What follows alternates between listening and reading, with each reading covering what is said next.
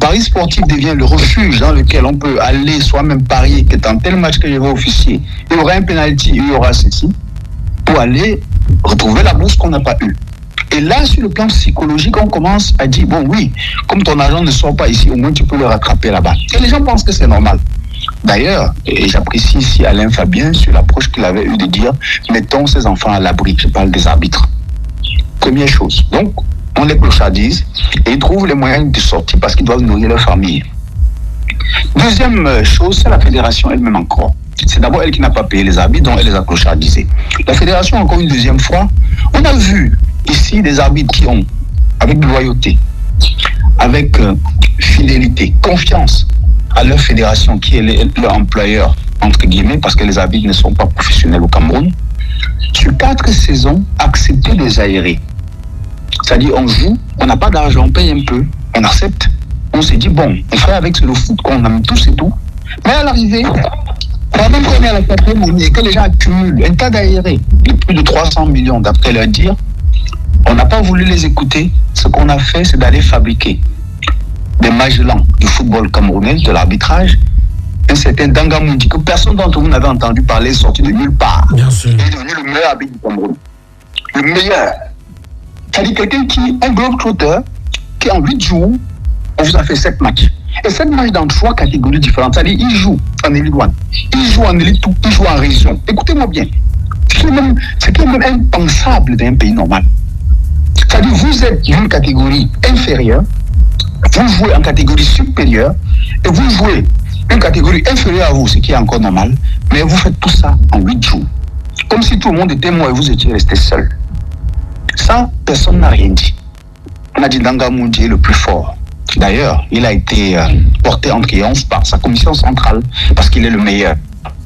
Et dans tous ces matchs, rappelez-vous bien, il y a des incidents bizarres. C'est-à-dire, on tord le cou à ce qu'on appelle la loi pour mettre en exergue les résolutions des complotistes qui ont été arrêtés. Ça veut dire que si on a arrêté dans les bureaux qu'on va favoriser une équipe X, M. Dangamoudi, quand il vient, il est dans la logique de l'équipe X doit gagner. Maintenant, les moyens, c'est à lui de les trouver. Il les trouve à sa façon.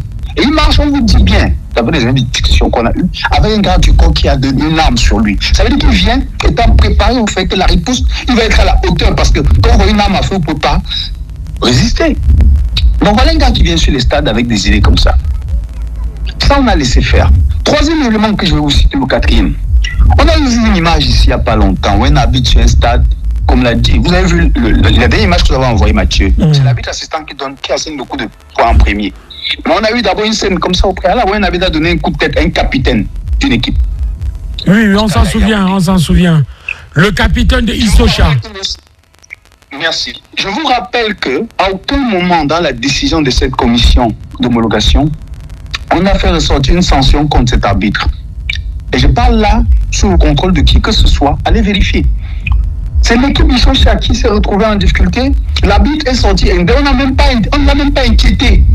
Celui qui est censé être le magistrat, c'est-à-dire l'homme de loi, animé d'une foi exceptionnelle pour servir l'arbitrage, est le premier à donner le coup de tête à qui? Au représentant légal de l'équipe sur le terrain, qui est le capitaine.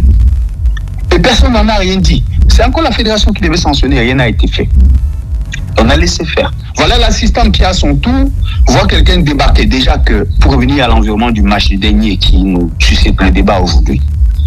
De vous à moi, et je reviens là sur les propos de Dr. Edouard Fouchini. Quand on dit le tournoi Interpol au Cameroun, ça veut dire que c'est un fusionnement des 10 régions autour de leurs champions respectifs. C'est la vitrine de notre football local. Merci. Amateur, parce qu'on veut accéder au tube professionnel, et à l'élite. Quand vous vous retrouvez dans cet environnement-là, c'est le moment du vivre ensemble. Mais comme il y a une dualité ou bien un intérêt au niveau de la victoire, on crée ce qu'on appelle le cadre sécuritaire. Et les Interpol ne se sont jamais joués. Je dis jamais dans l'histoire de ce pays, dans des stades de bas niveau comme ce qu'on est en train de voir.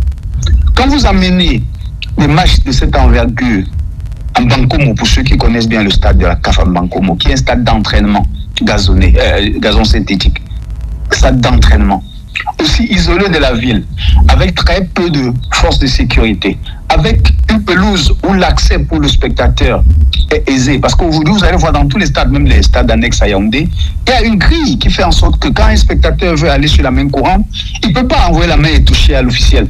Mais quand un arbitre est en train d'officier, comme tel est le cas pour cet assistant, il est surpris par quelqu'un qui arrive sur la pelouse, son premier réflexe, il prend peur. Et il a tendance, comme les coups de tête sont déjà autorisés, à vouloir se faire justice directement en cognant. Parce qu'on lui a dit la première fois que le gars de coup de tête, il n'y a rien eu. Donc lui aussi peut taper. Il a preuve, il a tapé. Donc vous voyez qu'on est là un enchaînement d'événements qui ne font que créer ce qu'on appelle l'exaspération. Et personne n'est inquiet pour ça. Et je vous rappelle qu'au premier match, par exemple, de Sable de Baki, qui est l'équipe de la région de l'Ouest où je suis encore premier vice-président, je vous rappelle que dans ce match, même comme Sable a gagné, je supporte Sable, mais j'ai dit qu'il y a eu une frustration de l'équipe adverse. Le pénalty qui est revenu à Sable n'est pas logique. Je reviens là sur les questions d'arbitrage même. Okay. Je vais vous situer pour que vous compreniez bien. C'est Denda Moundi qui est l'arbitre, je vous rappelle encore. C'est-à-dire, le défenseur est dans sa surface de réparation, l'avant-centre de Sable pousse un ballon. Le défenseur se met en opposition avec son corps. L'avant-centre botte le pied du défenseur et s'écroule. L'arbitre pointe le point de pénalty. Écoutez bien ce que je vous dis. C'est-à-dire, j'ai poussé un ballon en tant qu'avant-centre, le défenseur s'interpose avec son corps devant moi, je viens, je botte son pied et il m'écroule. L'arbitre, si il met le pénalty. C'est avec ça que Sable a commencé par mener au score. Vous savez, chacun a son... Je parle là, il y a les coachs comme Jokam ici, que j'ai pas salué. Bonjour à vous et à Tony qui est venu. Je dis, il faut qu'on fasse attention. Quand un entraîneur d'une équipe ou un dirigeant prépare son équipe pendant une semaine, un mois pour une compétition de cette envergure-là, et que vous venez avec des erreurs inadmissibles, c'est-à-dire qu'ils sont en violation flagrante, de ce qu'on appelle l'éthique, accepter que des gens, en tant qu'humains, extériorisent leur colère. Maintenant, ils peuvent le faire de mille et une façons. Nous devons condamner tout acte de violence au préalable. Nous devons le condamner. Parce qu'après tout, s'il faut se fier à ce qu'on appelle les recommandations de la FIFA, il faut préserver le fair play. Mais le fair play ne veut pas dire liberté. Ne veut pas dire quoi? Libertinage pour les officiels. Le fair play ne veut pas dire s'envoyer soi-même à la guillotine, c'est-à-dire bien que les clubs sont devantures. Comment pouvons-nous accepter qu'on vienne à une compétition comme si on a déjà convenu dans les bureaux de qui va gagner et qui va perdre? Vous pensez que c'est encore normal ça? J'ai dit non. C'est trop grossier, c'est trop visible. Et j'ai peur qu'on ait fait négativement une transposition d'un pays qui ne marche pas à son sommet, peut-être pour certains, dans le football en se disant on a fait là-bas, il n'y a rien eu. Nous, si on peut faire ça ici, rien ne va se passer. Il faut qu'on arrête cette façon de penser.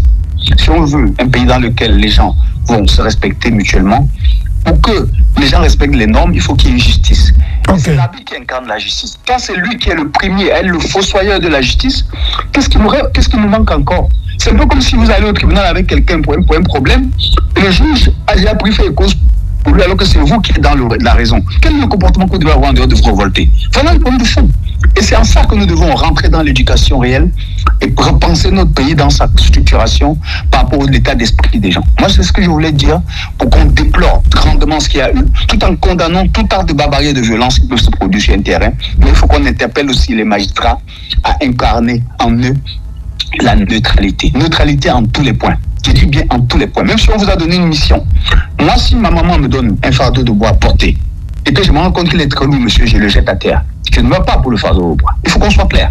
Mais si on vous donne une mission d'aller qualifier une équipe sur le terrain et que vous sentez sur le terrain qu'elle est faible, qu'elle ne peut même pas vous amener à faire ce que vous voulez faire pour elle, c'est pas à vous de la porter sur votre tête. Non, monsieur. C'est pas à vous. Je m'arrête là pour l'instant, Mathieu. Merci infiniment, docteur. Président Serge Kamdem Kwame, je me tourne vers toi.